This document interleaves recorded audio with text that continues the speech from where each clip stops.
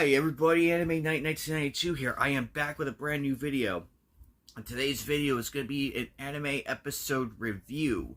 So we are starting with Kaleido Star. This is a slow continuation of a series I've been wanting to do for quite some time.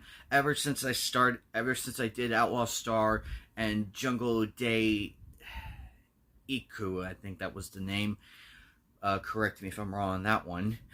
I just finished episode 1, so let's get to the review. In this marvelous episode, the first episode was really good. It started off strong, and it slowly introduced us to 6 characters. And I'm going to go over them today in this episode. We're first introduced to Sora Negino. I have to say it separately because it's hard to say it together. So it's Negino. She dreams of becoming a member of the Kaledo Star stage in California. She saw the performances when she was a little kid and dreamed to be on the stage one day. She gets her opportunity when she goes to audition.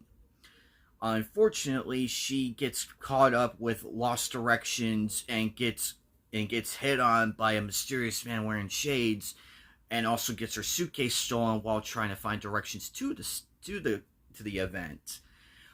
With the help of a few locals, she manages to get a pair of roller skates and uses her acrobatic abilities to jump on the awnings from each store to catch the thief. Upon this, she inadvertently gets arrested and is taken to the local police department to figure out why she was there to begin with, and if she was a runaway. She pleads that she is not a runaway and came all the way from Japan and is late for an audition. After convincing the officers and everybody involved with her acrobatic performances, she is let go and is finally shown to the area by a fellow police officer. Unfortunately, due to the circumstances, she is late. And we are introduced both to Ken and Layla Hamilton. Layla Hamilton is one of the main performers of the Kaledo stage, as we find out a little later in the episode. She begrudgingly doesn't allow Sora to continue due to the fact she was late and auditions have ended, reminding her that the auditions start on time. Distraught, she explains her case to a man named Ken, who I've mentioned now. His name is Ken. He is the manager behind the scenes, directing and helping out the other cast people. He wanted to be a cast member, but due to his bad heart, he could not. We were introduced to Yuri, who is one of the members with Layla Hamilton, who's also the main person of one of the main stage plays, Romeo and Juliet, as it's shown in one of the photos for the promotion. Despite this, Sora saves one of the cast members from being crushed by a giant rubber bouncy ball, which was inadvertently pulled down by a rope. Unfortunately for the cast member, she had a sprain and tries to blame it on Sora. However, given the circumstances, Kalos, the main boss, who reveals to be the boss of everybody, gives her the opportunity to go on stage for the trampoline act as a fill-in replacement.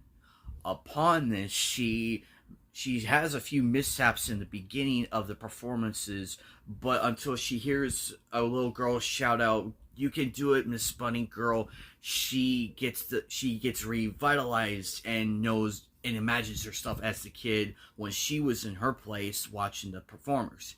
She barely gets saved after a mishap in the air when she misses the stage, but is saved by Yuri, who tells her to smile until the end of the performance.